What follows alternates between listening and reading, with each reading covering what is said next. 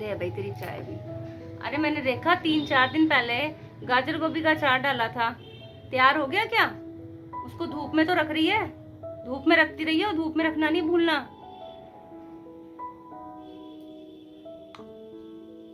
Mummy जी अचार तो बहुत बढ़िया बना है, बहुत ही स्वाद बना है, मैंने टेस्ट करा है। लेकिन मम्मी जी आपने अचार कुछ ज्यादा नहीं डाल दिया है, ये गाजर गोभी का अचार तो ज्यादा दिन रुकता भी नहीं है। मुझे लगता है आपने ज्यादा डाल दिया है, और इतना अचार हम इतनी जल्दी खत्म कैसे करेंगे?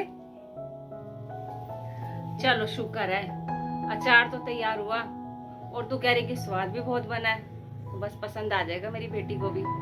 मैंने इसलिए ज्यादा डाला है कि 2-4 दिन में ना पूनम ने चक्कर लगाना है, तो उसमें से आधा अचार मैं उसको दे दूंगी।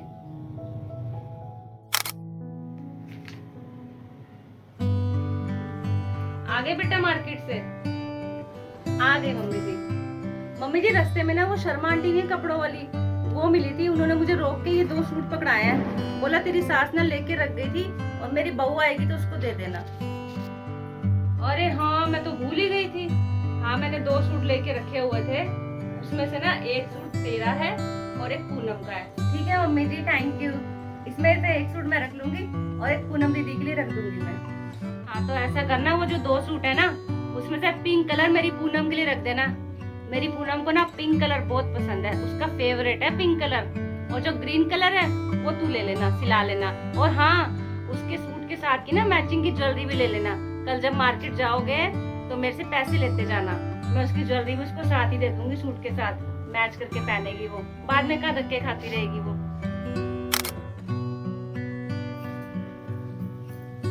मम्मी जी मैं मार्केट जा रही हूँ, वो दीदी के लिए ना सूट रख लिया, उसकी मैचिंग की ज्वेलरी लानी है ना, तो ये सूट रख लिया, मैच करा के ज्वेलरी ले आऊंगी। ठीक है बेटा। बेटा जा रही है ना तो चीज अच्छी लेके आना, ये ना हो कि भाई ऐसी चीज आ जाए तो उसे पसंद ना आए।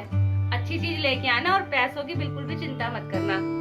अरे हाँ बेटा एक काम और कर लियो, तू उसके ना बच्चों के लिए भी कुछ अच्छी सी चीज ले आई हो, कुछ टॉय हो गए, कुछ स्टेशनरी हो गई, खुश हो जाएंगे, वरना वो भी कहेंगे कि नानी ने हमें कुछ नहीं दिया। तो तू अच्छी चीज लेके आई हो उसके बच्चों के लिए भी।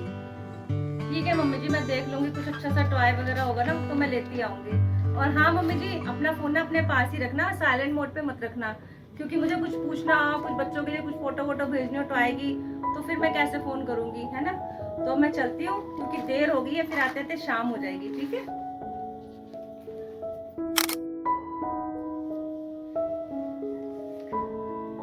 अरे आ गई बेटा।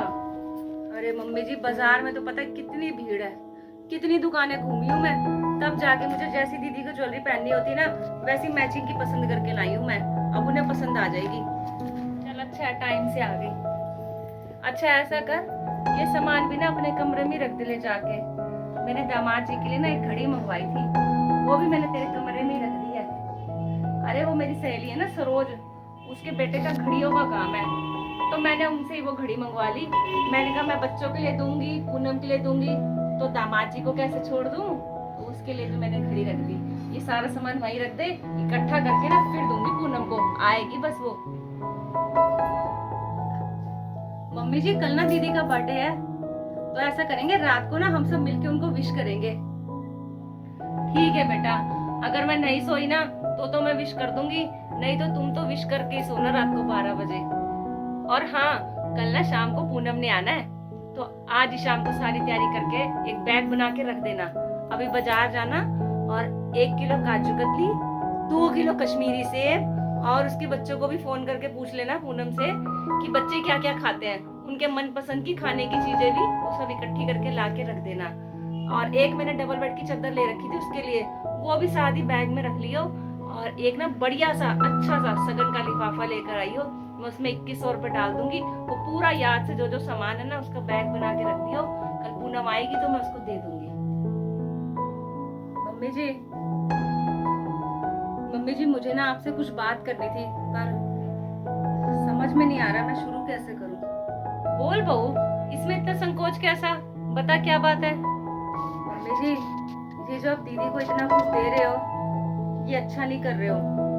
अरे जन्मदिन दीदी का है, आप जीजा जी को भी दे रहे हो, बच्चों को भी दे रहे हो, फल फ्रूट मिठाई और पता नहीं क्या क्या दे रहे हो, और फिर ऊपर से 2100 रुपए नगद भी दे रहे हो। मम्मी जी ये ज्यादा नहीं हो रहा कुछ? बहू ये क्या बोल रही है? अरे मैं अपनी बेटी को दे रही हूँ, इसमें तुझे क्या तकलीफ है? और हाँ, मैं अपने पैसों से दे रही हूँ, तुमसे थोड़ी मांग रही हूँ पैसे मैं उसको देने के लिए सामान। मम्मी जी आप इतना ही आरती दीदी को भी देते हो, कोई जन्मदिन हो, दिन त्योहार हो, एनिवर्सरी हो, आप इतना भर भर के देते हो, ज्यादा से भी ज्यादा देते हो। मम्मी जी आप दो, मुझे उससे कोई तकलीफ नहीं है, आपकी बेटी है, आप उन्हें दो, लेकिन आप हिसाब से दो। इससे पता है क्या होगा, आप इस तरह से ज्यादा देते रहोगे तो आने वाले समय में ना हम आपस में भाई बहन के रिश्तों में काफी सारी गलत फहमियां पैदा हो जाएंगी और फिर गलत फहमी के चलते दूरियां बढ़ जाएंगी। मैं समझी नहीं। अरे मेरे सामान देने से तुम्हारे आपस में कैसे गलत फहमियां बन जाएंगी? मम्मी जी मेरी बात का ना कोई गलत मतलब मत निकालना। मम्मी जी मुझे ना भविष्य को देख के बहुत चिंता होने लग गई है। देख बात को ना ज्यादा घुमा मत, सीधा सीधा बोल, आखिर बात क्या है? मम्मी जी आप अपनी बेटियों को दो, मुझे कोई एतराज नहीं है। अरे मैं तो कहती हूँ हर माँ की इच्छा होती है अपनी बेटी को देने की, आप दो, उन्हें खूब दो, लेकिन मम्मी जी लिमिट का दो। आप अपनी बेटियों को भर भर के दे रहे हो ना, इससे पता है क्या होगा, हमारे पे भारी पड़ जाएगा। मम्मी जी मेरी बात का बुरा मत मानना, मैं तो कहती हूँ भगवान करे आपकी उम्र लंबी हो, लेकिन अगर कल को आपको कुछ हो गया तो ये सारे रिवाज हमें निभाने पड़ेंगे। और आपको फिर हमारे काम धंधे का तो पता ही है किस तरह से हमारा काम चल रहा है, छोटी से छोटी चीज तो मैं आपसे लेती हूँ। मम्मी जी अगर हम इतना नहीं कर पाए जितना आप करते हो तो फिर यही मुझे दीदी लोग कहेंगे कि भाई भाभी हमें पूछते नहीं है। मम्मी तो इतना भर भर के देती थी और भाई भाभी उतना नहीं कर पाते, उससे पता है क्या होगा, हमारे रिश्ते में गलत फहमियां पैदा होने लग जाएंगी और फिर इतनी दूरियां बढ़ जाएंगी ना कि वो दूरियां कभी नजदीकी में नहीं बन पाएंगी। मम्मी जी इतनी सी बात थी जो मैंने आपसे कह दी है, अगर बुरा लगाओ तो अपनी बेटी समझ के मम्मी जी मुझे माफ कर देना। अरे नहीं नहीं बेटा, माफी कैसी, तूने तो आज सच में मेरी आंखें खोल दी हैं। बात कुछ भी नहीं थी, लेकिन फिर भी अगर बात की गहराई में जाया जाए तो बात बहुत बड़ी थी सच में। और मैं नहीं चाहती कि मेरे बाद तुम आपस में भाई बहन उलझते रहो, लड़ते रहो और अपने रिश्ते खराब करते रहो। मेरे जैसी कितनी माएँ होंगी ऐसे जो अपनी बेटियों के लाड़ में आके बेटियों को खूब देती हैं, मेरा भी मन करता है वो भी देती हैं, लेकिन ये सब भूल जाती हैं कि हम जाने के बाद, हमारे जाने के बाद बच्चों ने ही तो आपस में रिश्ते निभाने हैं। अगर उनमें देने लेने के पीछे ही लड़ाइयाँ झगड़े होते रहे तो फिर वो रिश्ते खोखले होते जाते हैं। बेटा तूने आज सच में बहुत बढ़िया बात कह दी है, बस मैं तो इसी तरह से चाहती हूँ तुम आपस में सब प्यार से रहो।